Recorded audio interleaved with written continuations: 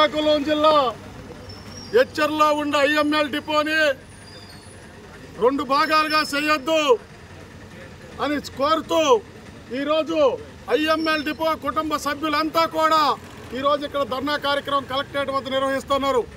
IML depot చేస్తున్న కార్మికుల పోరాటానికి సిపిఎం పార్టీ తమ సంపూర్ణ మద్దతు తెలియజేస్తుంది. ఇప్పటికే మా రాష్ట్ర కార్యదర్శి గారు శ్రీనివాస్ గారు ప్రభుత్వానికి ఒక లేఖను కూడా రాయడం జరిగింది. దీనికి సంబంధించి ఈ డిపోని 2 భాగాలుగా విభజించొద్దు, ఈ భూములు కోల్పోయిన కార్మిక కుటుంబాలకి న్యాయం చేయాలని చెప్పి ప్రభుత్వానికి మా రాష్ట్ర కార్యదర్శి గారు ఆల్రెడీ లేఖ కూడా రాసినారు. 1986లో ఆ రోజు ప్రభుత్వం ఎటువంటి నష్టపరిహారం చెల్లించకుండా మీ కుటుంబాలకు ఉద్యోగాలు ఇస్తాం, తరతరాలుగా మీరు ఉద్యోగాలు చేయొచ్చారంటే ఇవాళ కోట్లు విలువ చేసే భూమి హైవే పక్కన ఇవాళ ప్రభుత్వానికి ఇచ్చినారు. ఆ విధంగా 80 కుటుంబాలని చెప్తారు, కానీ వాస్తవానికి 350 కుటుంబాలు దాని మీద బతుకుతాయి.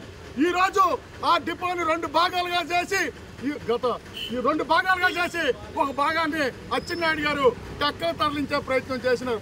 ఇవాళ అచ్చెన్నాయుడు గారికి అడుగుతున్నాం, అయ్యా అచ్చెన్నాయుడు గారు, ఈ జిల్లాలో ఉండే పెండింగ్ ప్రాజెక్టులు పూర్తి చేసి చివరి భూముల వరకు నీరమ్మని అడుగుతారు తప్ప ఈ జిల్లా ప్రజలు నీరమ్మని ఎవరూ అడగడం లేదు. కానీ ఇవాళ మీరు నీరవకంట నీరు సప్లై చేసే పనిలో వెళ్ళడము ఇది న్యాయమా అని మేము అడుగుతున్నాం. ఇవాళ కార్మిక కుటుంబాలు ఆకలితోని పొట్ట చేతులు పట్టుకొని మా కుటుంబాలు రోడ్లు పడతాయని చెప్పి ఈవేళ ఈ ఆడపిల్లలు, తల్లులు, వృద్ధులు అనేక మంది వచ్చి ఈవేళ ఈ ప్రభుత్వానికి విన్నవిస్తారు.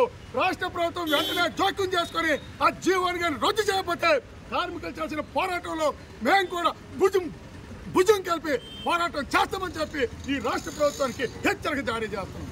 తెలుగులో ఫాస్టెస్ట్ న్యూస్ ఇప్పుడు కొత్త అవతారంలో 5 సెకండ్లోనే పూర్తి వార్తా సమాచారం మీ చేతిలో.